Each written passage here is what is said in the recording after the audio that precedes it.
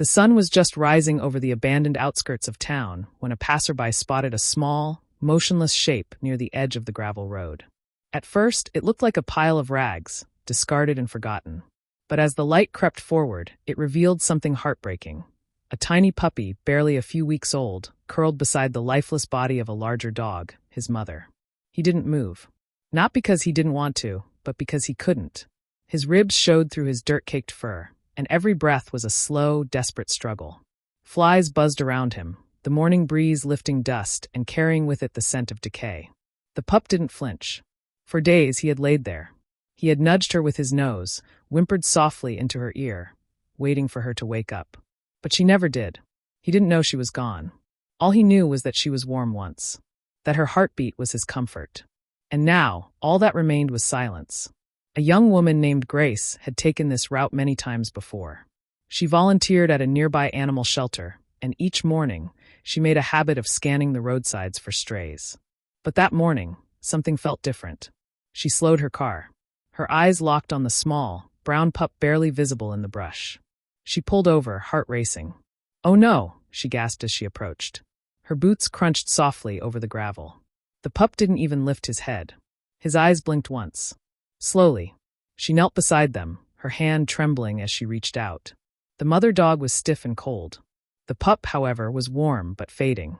"Hey, sweetheart," she whispered. "You held on, didn't you?" She scooped him up gently. He whimpered faintly but didn't resist. His limbs dangled, too weak to struggle. Grace wrapped him in a soft towel she kept in the back of her car and placed him carefully in the passenger seat. She didn't even glance back as she drove. Her eyes remained forward, wet with tears. At the shelter, the staff sprang into action. The pup was dehydrated, malnourished, and barely responsive. "He's been there for days," Grace told the vet, her voice shaking. "He wouldn't leave her." "He's in shock," the vet replied, examining the tiny, trembling body. "But there's a chance. If he makes it through tonight, he might survive." Grace didn't leave his side. She sat on the cold clinic floor, her hand resting gently on his frail back. She named him Chance. Because that's all he had, a chance. A slim, flickering hope. That night was long. Chance whimpered in his sleep, his paws twitching. Grace hummed softly, stroking his fur. "You're not alone anymore," she whispered. "You held on for her. Now hold on for you." Morning came slowly. The room remained still. The machines beeped in rhythm with the little fighter's shallow breathing. Then he shifted. Just a little. Grace leaned forward. Hey there, little guy." His eyes fluttered open. Faintly. But they opened. And then he tried, just barely, to lift his head. Tears ran down Grace's face as she pressed her forehead gently to his. "You're going to be okay," she promised. "I'm going to make sure of it." But just as the warmth returned to the room, just as hope ignited in that fragile space, the heart monitor beeped twice. Then it paused, and Grace froze. To be continued. The long beep pierced the silence like a scream. Grace's breath caught in her throat. No, stay with me, Chance." The vet rushed back into the room, calling out commands. A technician wheeled in a crash kit. Grace stepped back, heart hammering, tears falling freely now. She gripped the edge of the table as the vet worked, tiny compressions, oxygen injections. Minutes passed like hours. And then a blip. Another. A faint, stuttering return to life. The vet exhaled. "He's back." Grace nearly collapsed to the floor in relief. She took his paw gently in hers. "You scared me," she whispered. "You don't get to give up. Not now. Not after everything." Chance was still weak. But his breathing evened out again, and his heartbeat found rhythm. The rest of the night passed under a halo of cautious hope. Over the next week, Grace became a fixture at the shelter clinic. She fed him with a dropper, bathed his frail body, and whispered to him while he slept. She told him stories about sunshine, green fields, warm beds, and full bellies. Chance slowly responded. He began to move his head, then lift his paws. By the fourth day, he managed to sit up, if only for a few seconds. "You're stubborn," Grace smiled, brushing his fur gently. "I like that." But the trauma he had endured wasn't only physical. The moment someone unfamiliar entered the room, he would shake and crawl behind the nearest object. Loud noises made him tremble. Grace never forced him. "Take your time," she'd whisper. "You're safe now." The day Chance stood on all fours, the entire clinic clapped. His legs wobbled like sticks, and he collapsed quickly, but he tried. He wanted to move. To live. Grace recorded it all. She had started posting small updates online, hoping to find support, maybe even a future home for him someday. But something unexpected happened. His story spread. Within a week, millions had watched his first step. People from all over the world sent messages. Donations flooded in to help with his care. Children sent drawings. Elderly women knitted blankets. Veterans wrote in, saying Chance reminded them of what it meant to fight through pain. But through it all, Grace stayed grounded. Her world was that little pup. She was there when he barked for the first time, high-pitched and unsure.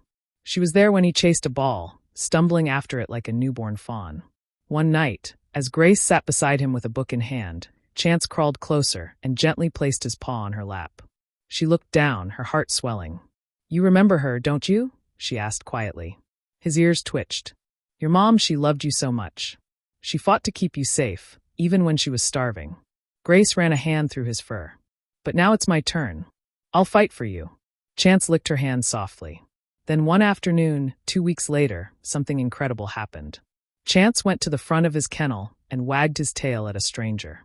It was a young boy, maybe 9 years old, with a prosthetic leg and a backpack covered in animal pins. He looked at Chance and smiled. Grace stood nearby, watching silently. "Hi," the boy whispered, kneeling. "I know how it feels to lose someone. But it gets better. I promise." Chance took a few hesitant steps forward and licked the boy's face. The shelter fell into stunned silence. The boy looked up at Grace.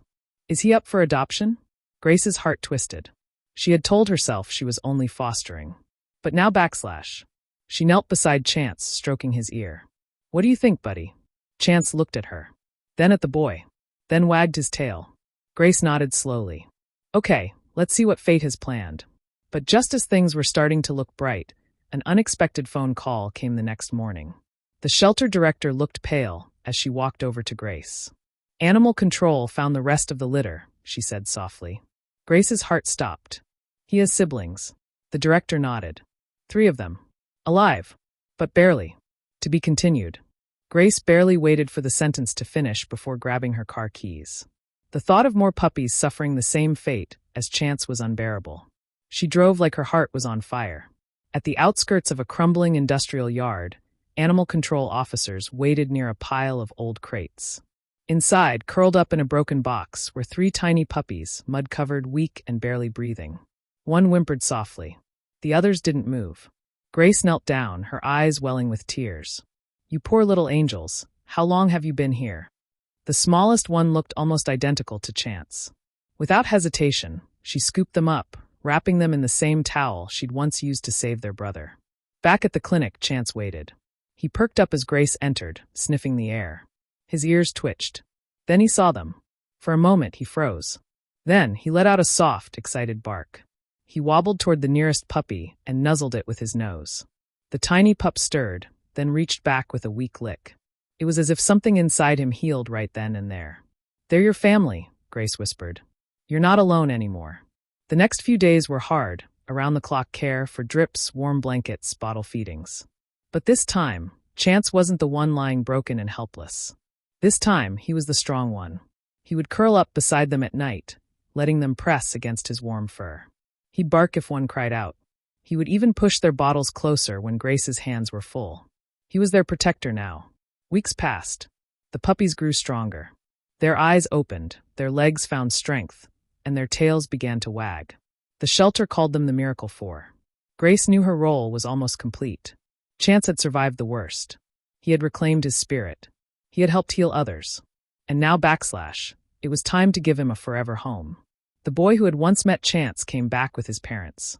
They had been following the story every day, and their home was ready. A large yard, soft beds, a little nameplate that already read, Chance. As Grace handed the leash over, she knelt one last time.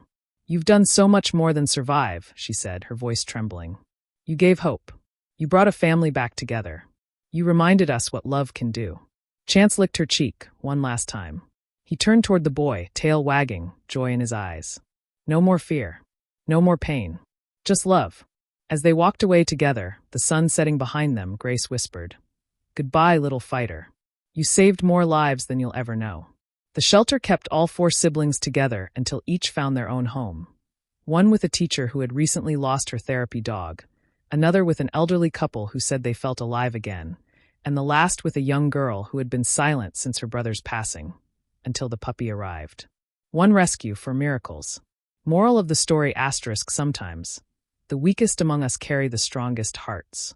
Survival isn't just about enduring, it's about rising, healing, and helping others do the same. One act of kindness can ripple across lives, healing wounds we never saw, and saving souls we never knew needed saving.